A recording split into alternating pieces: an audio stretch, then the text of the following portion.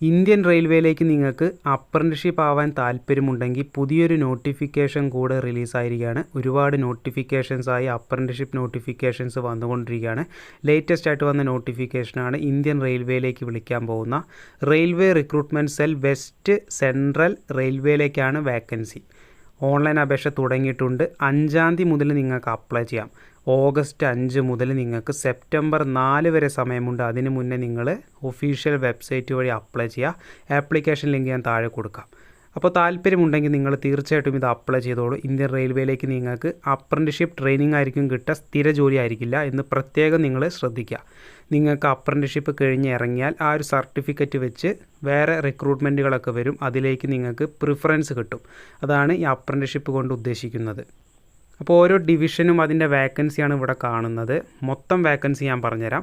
3317 ഒഴിവാണ് മൊത്തമായിട്ട് റിപ്പോർട്ട് ചെയ്തിട്ടുള്ളത്.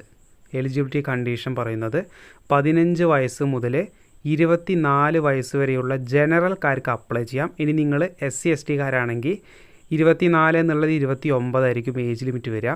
OBC ആണെങ്കിൽ നിങ്ങൾക്ക് 3 വർഷം, 24 എന്നുള്ളത് 27 വയസ്സ് വരെ അപ്ലൈ ചെയ്യാൻ പറ്റും. ആ ഒരു കാര്യം നിങ്ങൾക്ക് മനസ്സിലായി.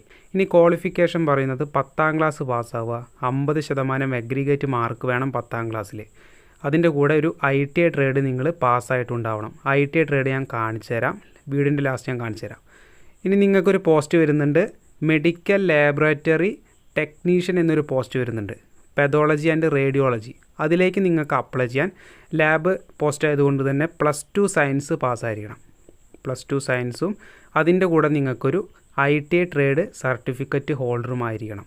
അതാണ് ക്വാളിഫിക്കേഷൻ.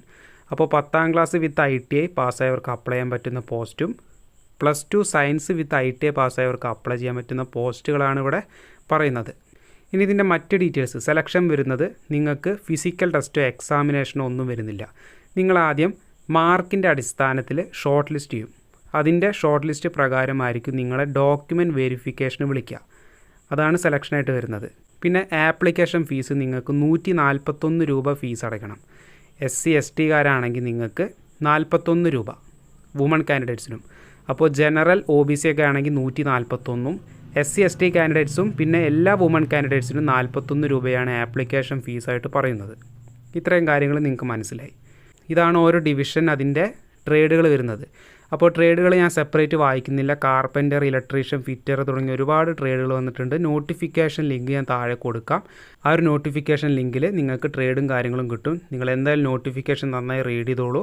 നിങ്ങൾ എലിജിബിൾ ആണെങ്കിൽ നിങ്ങൾ അപ്ലൈ ചെയ്യുക. അപ്രന്റീസ്ഷിപ്പ് ആണ്, പ്രത്യേകം ശ്രദ്ധിക്കുക, സ്ഥിര ജോലിയല്ല. അപ്പോൾ എന്തായാലും നിങ്ങളുടെ ഫ്രണ്ട്സിലേക്ക് വീഡിയോ ഒന്ന് പെട്ടെന്ന് ഫോർവേഡ് ചെയ്ത് കൊടുക്കുക. അതുപോലെ തന്നെ ചാനൽ ആദ്യമായിട്ട് കാണുന്നവർ സബ്സ്ക്രൈബ് ചെയ്ത് വെച്ചോളൂ. ഒരുപാട് നോട്ടിഫിക്കേഷൻസ് നിങ്ങളിലേക്ക് എത്തിക്കാനുണ്ട്. വീഡിയോ ഒന്ന് ലൈക്ക് ചെയ്ത് വെക്കുക.